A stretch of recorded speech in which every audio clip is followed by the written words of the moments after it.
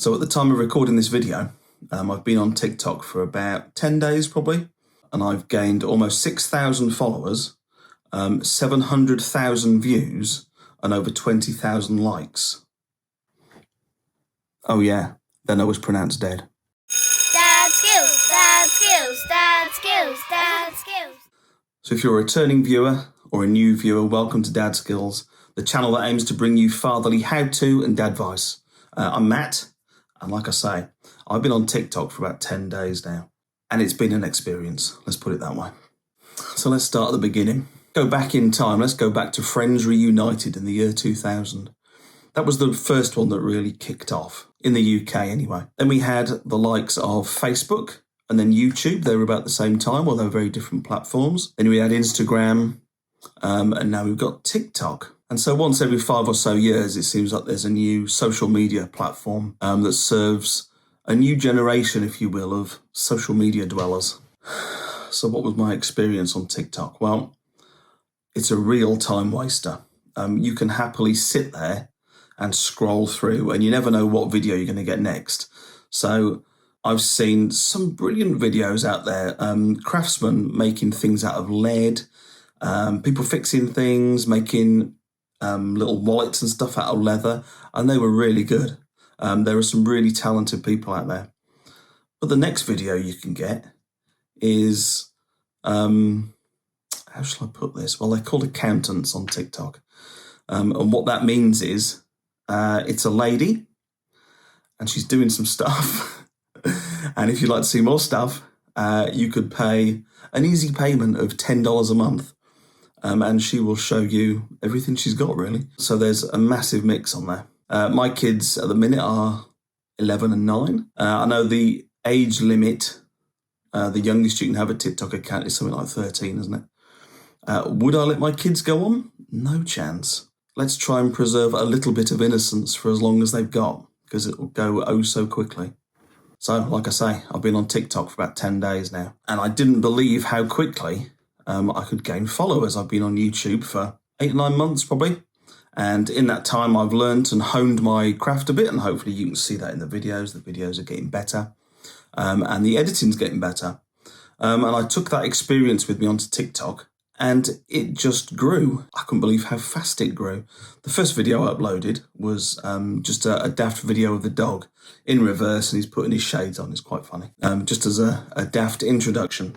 And that had about 500 views at the time. Put a few tags on there, cute dog and that sort of thing. And it got a couple of views, that's fine. And then I started posting shorts that I'd made for YouTube.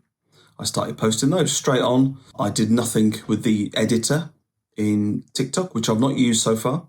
Which was also a bit weird as well. When you scroll up to the next video, they're all backwards. They're all flipped. Because you film a certain way and it flips it for you. And then there's all sorts of filters and things, and people can write over their faces. So it's an odd experience, and people just don't look normal on it. So I started to upload a few more videos. And then I uploaded one video. Who knew that just terminating a bit of coaxial cable could be so contentious? And that seems to be the thing that drove all the views. So I've got one video on there that's almost just under 300,000 views. And it seems to be that there are a few different ways of terminating coaxial cable. Who knew? And everyone's got an opinion on the best way to do it. So on the back of that, I then posted another YouTube short that I made on tyre markings. And everyone's an expert and everyone's a critic, and they will let you know. And those comments are the things that really drive views on TikTok. And when you go and, I think it's the For You page it's called, where you just find other people's videos and you scroll up and you get whatever's coming your way. And people who want to get big on TikTok, it seems fairly straightforward, to be honest. You say something controversial, some people will support you, some people won't. That drives followers and that drives views. It's very straightforward. And then obviously they can go on and try and sell you something and make a living from it. there's a big misconception that controversy and negativity is the only way to get clicks, because like that's how it is in media for the most part. Like they don't want good stories, they just want bad things. But I think on YouTube it's different, and people just haven't realized it. Like positivity is just as clickbait as negativity. And I did try a little experiment in the last video I posted. I put a very short title, and I put no tags in it at all. And it was slower to start, but by that time I'd got almost maybe 5,000 followers. So it would have been shown to them. And then when they started commenting or liking, I think it must have got pushed to other people. And that video, at the last time I'm looking, is just under 70,000 views now.